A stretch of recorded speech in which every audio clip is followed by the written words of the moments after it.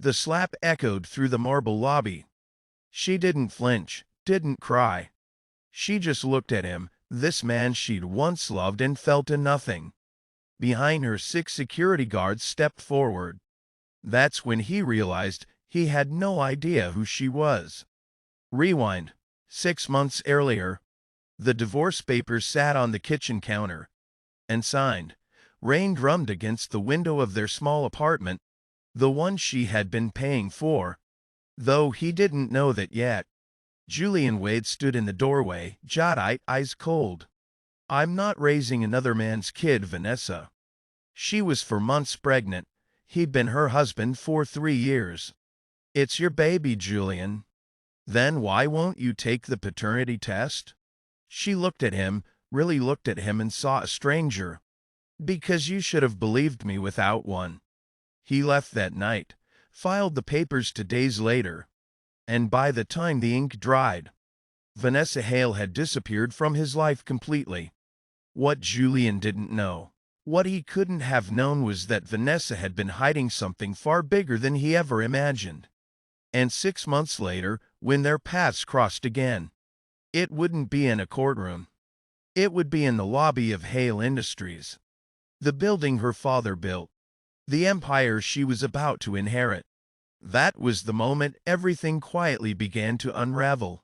This is a golden heart story for anyone who's ever been underestimated, dismissed, or made to feel small by someone who was supposed to love them. Before we continue, tell me in the comments, do you believe someone can love you and still not see you? Because that's the question Vanessa had been asking herself for 3 years. Vanessa Hale didn't look like a billionaire's daughter. She wore thrift store cardigans and Target flats. She clipped coupons.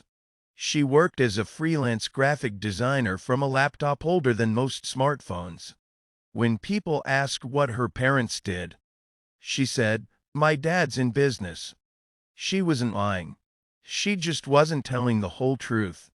Her father, Richard Hale, founder and CEO of Hale Industries, had built a logistics empire worth $4.2 billion. Warehouses in 40 states, contracts with half the Fortune 500. And Vanessa, she'd walked away from all of it at 23. Not out of rebellion, out of exhaustion. She'd watched her mother wither under the weight of that wealth. The galas, the cameras, the gossip. The loneliness disguised as luxury. She'd watched her father work himself into a heart attack at 59 and refused to slow down. So Vanessa made a deal she'd come back when she was ready. Until then, she'd live like anyone else. She met Julian Wade at a coffee shop in Portland. He was charming, ambitious, working his way up in commercial real estate. He talked about making it one day, about building something that mattered. She loved that he had no idea who she was. For the first time in her life, someone wanted her, not her last name. They got married in a courthouse, honeymooned in a cabin they rented on Airbnb. And for 3 years, Vanessa played the role she'd always wanted: normal. But normal has a price. And Vanessa paid it in silence. Julian Wade was a man who measured success in square footage. He grew up in a double-wide in rural Idaho, paid his way through community college, worked 60-hour weeks to claw his way into a firm that didn't respect him. He loved Vanessa. He did. But somewhere along the way, love started to feel like losing. She didn't push him to earn more, didn't care about the car he drove or the watch he couldn't afford. And somehow, that made it worse. Because Julian wanted to provide, to prove something, to be the kind of man people noticed. And Vanessa, sweet, quiet, unambitious Vanessa, made him feel like he was trying too hard. When she got pregnant, he should have been happy. Instead, he felt trapped. The timing was wrong. The money wasn't there. And when he looked at her glowing, serene, talking about baby names, he felt a panic he couldn't name. So when the thought entered his mind, what if it's not mine, he let it grow. Not because he believed it, but because it gave him permission. Permission to leave, to start over, to become the man he thought he was supposed to be. He told himself he was protecting himself. He had no idea what he was about to lose. The call came on a Tuesday. Vanessa's father had collapsed in his office. Stroke. Massive. The doctors said he'd survive, but he'd never work again. The board wanted answers. The press wanted a statement. And Richard Hale, stubborn, proud dying, wanted his daughter. "I need you to come home, V." She hadn't heard that nickname in 7 years. She was 6 months pregnant, alone, barely holding it together in a one-bedroom apartment with a leaky faucet. Julian hadn't called, hadn't texted, hadn't even signed the final papers yet, as if keeping her in limbo was some kind of power move. And now her father, her only family left, was asking her to step into a life she'd spent a decade running from. She sat on the bathroom floor, phone in hand, and let herself cry for the first time since the divorce. Then she called her father's assistant. "Tell him I'm coming." 3 weeks later, Vanessa Hale walked into the executive suite at Hale Industries wearing a tailored navy dress. Her hair pulled back, her baby bump impossible to hide. The board stared. Her father's lawyer smiled. "Ladies and gentlemen, meet your new interim CEO." And just like that, the woman who'd been clipping coupons in Portland became one of the most powerful people in American logistics. But she didn't feel powerful. She felt terrified. Because she knew that eventually Julian would find out.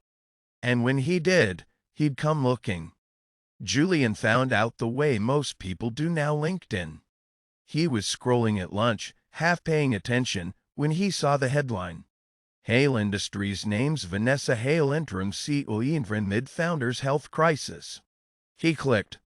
There she was, same face, same eyes.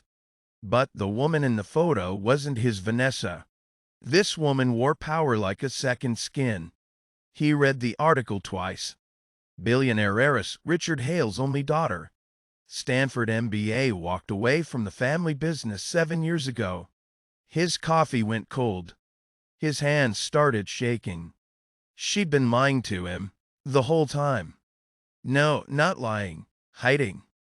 And suddenly, every fight they'd ever had reframed itself in his mind. Every time she'd said, "Money doesn't matter." Every time she'd smiled when he stressed about rent. Every time she'd let him think he was the one holding them together. She'd been playing him. Or worse, she'd been pitying him. Julian stared at the screen, jaw clenched, heart pounding. And he made a decision. He was going to confront her, face to face. He showed up at Hale Industries on a Friday afternoon. No appointment, no plan, just rage wrapped in a cheap suit. Security stopped him at the desk. "I'm here to see Vanessa Hale." "Do you have a meeting, sir?" "I'm her husband." The guard's expression didn't change. One moment. 5 minutes later, the elevator doors opened, and Vanessa stepped out. She was 8 months pregnant now, glowing, untouchable. Julian's chest tightened. "Vanessa." She stopped, looked at him, and for just a second, he saw something flicker in her eyes. Sadness. "Julian, what are you doing here?" "I want to talk." "Then call my lawyer." "I don't want to talk to your lawyer. I want to talk to you." She glanced at the security guards, then back at him. "Fine, 5 minutes." They stood in the lobby. Glass. Marble. A chandelier the size of his first apartment. Julian looked around, throat tight. "So this is who you really are." "This was never a secret, Julian. You just never asked. I asked you 100 times what your family did. You said your dad was in business." "He is." "That's not the same as being a billionaire, Vanessa." She didn't flinch. "Would it have changed anything?" "Yes." "Huh?" He opened his mouth, closed it. Because the truth, the real truth, was that it would have changed everything. He would have stayed. He would have believed her. He would have been proud. But he couldn't say that. Not here. Not now. So instead, he said the thing he'd been holding on to for 6 months. I don't even know if that baby's mine. Silence. Vanessa's face went pale. And then she did something Julian had never seen her do. She laughed. Cold, sharp, bitter. You want a paternity test, Julian? Fine, I'll have my lawyer send the paperwork. Vanessa. But, let me be very clear. Once you get those results, you're done. No second chances. No apologies. You'll get a number in an envelope. And then you'll get nothing. That's not. You slapped me with divorce papers when I was 4 months pregnant. You accused me of cheating. You walked away without looking back. Her voice cracked. Just slightly. So don't stand here now and act like I'm the one who lied. Julian's chest burned. And before he could stop himself, before he could think, he raised his hand and slapped her. Not hard, but hard enough. The sound echoed through the marble lobby. Vanessa didn't cry, didn't scream. She just stared at him. And behind her 6 security guards stepped forward. Julian's blood went cold. Vanessa's voice was quiet, steady. Get him out of my building. Julian was escorted out. Vanessa went back upstairs, locked her office door, and broke. Not because of the slap. She'd been hit before once. By ex-boyfriend in college. She knew what violence felt like. No, she broke because for one terrible second, she'd seen the man she used to love. And he'd looked at her like she was nothing. Her assistant knocked softly an hour later. Miss Hale, there's a situation. Vanessa wiped her face. What kind of situation? Your father wants to see you. And he's insisting you bring him. Him who? Julian Wade. He's asking the board to intervene. He's claiming parental rights. Vanessa's stomach dropped. He can't do that. He can try. The meeting happened 2 days later. Richard Hale sat at the head of the table, pale, thin, but sharp as ever. Julian sat across from Vanessa, flanked by a lawyer he clearly couldn't afford. Vanessa's father spoke first. Mr. Wade, you're here because you believe you have rights to my daughter's child. I'm here because I'm the father. Are you? Julian's jaw tightened. The test will prove it. Richard nodded slowly. Then he slid a manila envelope across the table. It already has. Julian opened it. His hand shook. 99.9% probability of paternity. He looked up at Vanessa. She didn't meet his eyes. Richard leaned forward. Congratulations, Mr. Wade. You're going to be a father. Now let me be very clear about what that means.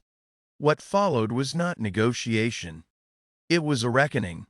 Richard laid it out. Julian would have visitation rights. Supervised at first. He'd pay child support though Vanessa didn't need it. He'd be involved. But he would never be her husband again. Julian sat there, numb, as the terms were read aloud. And then Richard said something that broke him. My daughter loved you, Mr. Wade. Do you understand that? She walked away from all of this because she wanted to be normal. She wanted someone to love her for her. And you couldn't even do that. Julian's throat tightened. I didn't know. You didn't ask. Richard stood, slowly leaning on the table. You'll be in this child's life because Vanessa believes every child deserves a father. But make no mistake, you've already lost her. And no amount of money or power or regret will change that. He looked at Vanessa. She was always too good for you. And then he walked out. Julian sat there, alone with Vanessa. For the first time in 7 months. I'm sorry, he whispered. She didn't look at him. I know. I was scared. I know that too. I didn't mean to. Julian, she finally met his eyes. You don't get to fix this. You just have to live with it. And she walked out. Julian spiraled. He quit his job, sold his car, moved into a studio apartment that smelled like old carpet and regret. Every time he closed his eyes, he saw her face in that lobby. Come, done. He'd spent his whole life trying to prove he was enough. And the one person who'd ever believed he was, he destroyed her. Vanessa gave birth on a rainy morning in March. Her father was there, her assistant, to nurses. Julian wasn't. She'd sent him a text the night before. Baby's coming. Don't come to the hospital. I'll let you know when you can visit. He sat on the floor of his apartment, phone in hand, and wept. 3 days later, Vanessa sent a photo. A tiny face. Dark hair, eyes still closed. Her name is Claire. Julian stared at the photo for an hour. And then he did something he hadn't done in years. He prayed. Not to God, not to anyone really. Just to the universe. Please, let me be the father she deserves. 2 months later, Julian showed up to his first supervised visit. Vanessa's apartment was nothing like he'd expected. It wasn't a penthouse. It wasn't dripping in wealth. It was a home. Soft drugs, pictures on the walls, a bassinet by the window. Vanessa opened the door, Claire in her arms. She let him in. The visit was awkward, painful. Claire cried when he held her. Vanessa had to take her back. It's okay, Vanessa said softly. She just doesn't know you yet. Julian's heart broke. But he came back the next week. And the week after that. And slowly, painfully slowly, Claire stopped crying when he picked her up. One afternoon, 3 months made him coffee. They sat in silence, Claire asleep between them. I'm selling the company, Vanessa said quietly. Julian looked up, shocked. What? My father's stepping down. The board wants me to stay. But I don't want this life, Julian. I never did. Then why'd you come back? Because he needed me. And because I needed to prove to myself that I could. She looked at Claire. But she's all that matters now. Julian's throat tightened. I'm sorry I made you feel like you had to hide. Vanessa nodded. I'm sorry I let you. They sat there, two broken people, trying to build something new from the wreckage. It wasn't love. Not yet. But it was something. If this story reminds you of someone you lost or almost lost, share it with them. 6 months later, Julian moved into a house 2 blocks from Vanessa's. Not with her, but near her. Claire had 2 rooms now, to parents who were learning, slowly, clumsily, how to coexist. Vanessa sold Hale Industries for $6.3 billion. She donated half, invested the rest, set up a trust for Claire. And then she went back to freelance graphic design. Julian started his own firm, small, ethical, built on relationships, not ego. They had dinner once a week, always at Vanessa's, always with Claire between them. And one night, as Julian was leaving, Vanessa said something that stopped him cold. You're a good dad, Julian. He turned, eyes wet. I'm trying. I know. She smiled. Sad, soft, real. That's all I ever wanted. He nodded and walked into the rain. 3 years later, Claire took her first steps. Julian was there. Vanessa was there. And when Claire stumbled, they both reached for her at the same time. Their hands touched. They looked at each other. And for the first time in a long time, they didn't pull away. Thank you for spending this time with Golden Heart Stories. If this story moved you, like and subscribe. Your support helps us keep telling stories that matter. What part of this story stayed with you the most? Drop it in the comments. I read everyone. And remember, you are never too broken to begin again.